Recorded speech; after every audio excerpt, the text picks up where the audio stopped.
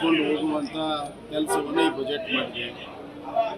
ಈಗಾಗಲೇ ಎಕನಾಮಿಕ್ ಸರ್ವೆದಲ್ಲಿ 7.4% ಆರ್ಥಿಕ ಬೆಳವಣಿಗೆ ಏನಿದೆ ಅದಕ್ಕೆ ಪೂರಕವಾಗಿ ಇಲ್ಲಿ ಬಜೆಟ್ನಲ್ಲಿ ಇವತ್ತು ಆರ್ಥಿಕವಾದಂಥ ಪಾಲಿಸಿಗಳನ್ನು ಮಾಡಿದ್ದಾರೆ. ಇಲ್ಲಿ ಇನ್ಫ್ರಾಸ್ಟ್ರಕ್ಚರ್ಗೆ ಸ್ವಲ್ಪ ಭಾಳಷ್ಟು ಒತ್ತನ್ನು ಕೊಟ್ಟಿದ್ದಾರೆ. ಕೈಗಾರಿಕೆ ಉದ್ಯಮಗಳು ಹೆಚ್ಚು ಕೊಟ್ಟಿದ್ದಾರೆ. ಸಣ್ಣ ಕೈಗಾರಿಕೆಗೆ ವಿಶೇಷವಾಗಿರುವಂಥ ಫಂಡನ್ನು ಕೊಟ್ಟಿದ್ದಾರೆ. ಆಮೇಲೆ ಟೆಕ್ಸ್ಟೈಲು, ಲೆದರ್ ಗುಡ್ಸು, ಅದರ ಜೊತೆಗೆ ನಮ್ಮ IT, BT ಮತ್ತು ಡಾಟಾ ಸೆಂಟರ್ಸ್ಗೆ ಮತ್ತು ಸೆಮಿಕಂಡಕ್ಟರ್ಗೆ ಭಾಳಷ್ಟು ಒತ್ತನ್ನು ಕೊಟ್ಟಿದ್ದಾರೆ. ಮತ್ತು ಎಲ್ಲಕ್ಕಿಂತ ಹೆಚ್ಚಾಗಿ ಈ ಕ್ಯಾನ್ಸರು ಮತ್ತು ಇತರ ರೋಗಗಳಿಂದ ಪೀಡಿತ ಆಗಿರುವಂಥ ವಿದೇಶದಿಂದ ಬರುವಂಥ ಔಷಧಿಗಳಿಗೆ ಸಂಪೂರ್ಣವಾಗಿ ಡ್ಯೂಟಿ ಫ್ರೀಯನ್ನು ಮಾಡಿರುವಂಥದ್ದು ಒಂದು ಮಾನವೀಯತೆಯ ದೃಷ್ಟಿಯಿಂದ ಆಗಿದೆ.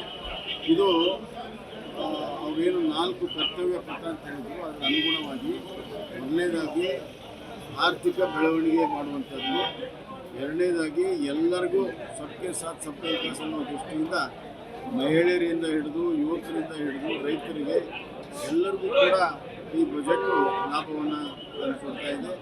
ಮೂರನೇದು ಇನ್ಫ್ಲೇಷನ್, ಹಣದುಬ್ಬರವನ್ನು ಹತೋಟಿಯಲ್ಲಿಟ್ಕೊಂಡು ಅಭಿವೃದ್ಧಿಯನ್ನು ಮಾಡುವಂಥದ್ದಕ್ಕೆ ಈ ಬಜೆಟ್ ಭಾಳ ದೊಡ್ಡ ಸಹಾಯ ಆಗುತ್ತೆ.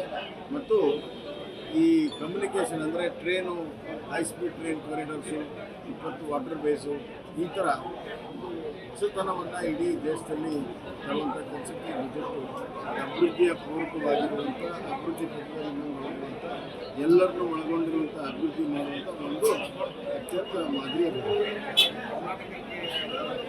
ವಿವರ ಆಮೇಲೆ ಸಿಗ್ತದೆ. ಈ ಬಜೆಟ್ ಸ್ಪೀಚಲ್ಲಿ ಯಾವುದೇ ರಾಜ್ಯಕ್ಕೆ ಸಿಗೋದಿಲ್ಲ. ಯಾವ್ಯಾವ ಉದಾಹರಣೆಗೆ ಕಳೆದ ವರ್ಷ 7,000 ಕೋಟಿ ಯಾವ ಏನಿದೆ ಅನ್ನೋದು ಈಗ ನಾಳೆ ಎಲ್ಲ ವಿವರ ಸಿಗ್ತದೆ.